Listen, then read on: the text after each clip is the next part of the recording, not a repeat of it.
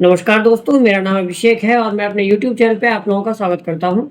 दोस्तों, आज से मैं आप लोगों के लिए जुडिशरी एग्ज़ाम की फ्री वीडियो सीरीज़ लेकर के आ रहा हूँ और जो सबसे पहला सब्जेक्ट मैंने आप लोगों के लिए सेलेक्ट किया है वो है the code of civil procedure 1908। दोस्तों, सीपीसी हमारे एग्ज़ाम के लिए एक बहुत ही इम्पोर्टेंट सब्जेक्ट है, क्योंकि ऑलमोस्ट सभी स्टेट्स में इस सब्जेक्ट का जो वेटेज है वो बहुत ज़्यादा हो जाता है और इसीलिए हमारे लिए ज़रूरी हो जाता है कि हम इस सब्जेक्ट की डिटेल स्टडी करें और अच्छी तरह से इसको मास्टर कर लें। इस वीडियो में मैं आप लोगों को बेयरअप नहीं पढ़ाने जा रहा हूँ, मैं कुछ बेसिक कॉन्सेप्ट्स आप लोगों को समझाऊँगा, जैसे कि सीपीसी की शुरुआत कैसे होती है या फिर इससे रिलेटेड जो भी इम्पोर्टेंट लीगल कॉन्सेप्ट्स होते हैं, वो आप लोगों को मैं बताऊँगा।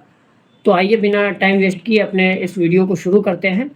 तो दोस्तों, सबसे पहले मैं चाहता हूँ कि आप इस कंटेंट की जो है ओवरव्यू ले लें और इसको अपने नोटबुक में अच्छी तरह से मेंशन कर लें, क्योंकि इसी के आधार पर हमारी पढ़ाई होने जा रही है।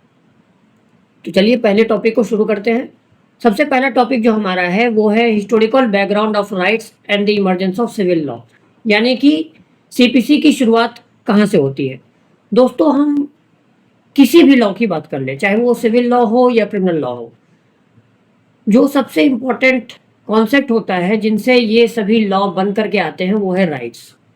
यानी कि सिविल लॉ हो या फिर क्रिमिनल लॉ हो, वो हमें राइट्स देते हैं और उनके ऑब्लिगेशंस भी हमें बताते हैं। तो अगर किसी ने आपके राइट्स को इन्फ्रिंज किया तो उसके लिए क्या रेमेडी है, वो सभी चीज़ें हमें ये दोनों लॉ जो होते हैं, सिविल लॉ और क्रिमिनल लॉ, वो हमें बताते हैं। दोस्तों, जब सोसाइटी की शुरुआत हुई थी तो वहाँ पर राइट नाम की कोई चीज़ नहीं होती थी। वहाँ पर जो बेसिक कॉन्सेप्ट था वो था माइट इज़ राइट का कॉन्सेप्ट, यानी कि जिसकी लाठी उसकी भैंस। जो ताकतवर होता था वो शासन करता था और लोगों को उसकी बात माननी पड़ती थी। धीरे धीरे सिविलाइजेशन की शुरुआत होती है और हमारे राइट्स धीरे धीरे रिकॉग्नाइज होने लगते हैं, लेकिन सिर्फ राइट्स हमें नहीं मिलते हैं। राइट्स के साथ साथ हमें कुछ ऑब्लिगेशंस भी बताए जाते हैं कि भैया ये राइट्स तुम्हें दिए जा रहे हैं, लेकिन तुम्हारे को कुछ ऑब्लिगेशंस भी दिए जा रहे हैं ताकि तुम अपने राइट्स के साथ साथ दूसरे के राइट्स की भी जो है सम्मान कर सको। ठीक है, अब देखिए, जैसा कि मैंने आपको बताया कि दो तरह के राइट्स होते हैं, सिविल राइट होता है और क्रिमिनल लॉ के द्वारा दिए गए राइट्स होते हैं।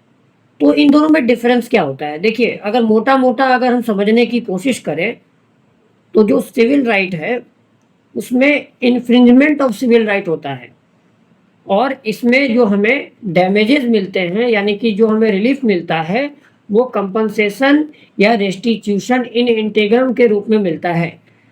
रेस्टिट्यूशन इन इंटीग्रम का मतलब होता है जैसे थे वैसे कर दो। मान के चलिए आपने किसी के साथ में कॉन्ट्रैक्ट किया, ठीक है, उसने कॉन्ट्रैक्ट को फुलफिल नहीं किया। अब आप इसके बदले में जब आप कोर्ट जाएंगे तो आप कोर्ट से ये रिक्वेस्ट कर सकते हैं कि मुझे मॉनेटरी कंपनसेशन तो चाहिए ही, लेकिन जो इस बंदे ने मेरा अधूरा काम छोड़ा हुआ है आप इसको भी कंप्लीट करने के लिए इसे गाइडलाइन दें। ठीक है, जब हम क्रिमिनल लॉ की बात करते हैं तो यहाँ पर सिर्फ कंपनसेशन से काम नहीं चलता है। हालांकि फाइन का कॉन्सेप्ट है क्रिमिनल लॉ के अंदर में, लेकिन फाइन सफिशिएंट नहीं है। यहाँ पर पनिशमेंट भी देना जरूरी है। अब देखिए, पनिशमेंट जो है वो इम्प्रिजनमेंट के रूप में हो सकता है। किसी किसी हीनियस क्राइम्स में आपको लाइफ इम्प्रिजनमेंट तक मिल सकती है, डेथ पेनल्टी तक का जो है प्रोविज़न दिया गया है। तो मूल रूप से सिविल राइट और क्रिमिनल लॉ में यही डिफरेंस है कि क्रिमिनल लॉ में पनिशमेंट दी जाती है और सिविल लॉ के अंदर में कंपनसेशन या रेस्टिट्यूशन इन इंटीग्रम का कॉन्सेप्ट है। तो आई होप ये कॉन्सेप्ट आपको समझ में आ गया होगा। अगर ये वीडियो आप लोगों को पसंद आया तो आप इसे अपने दोस्तों के साथ शेयर करें और मेरे चैनल को सब्सक्राइब करें, नोटिफिकेशन बेल जरूर दबा करके रखें ताकि कोई भी न्यू वीडियो आप लोगों तक जल्दी से जल्दी पहुंच सके। धन्यवाद।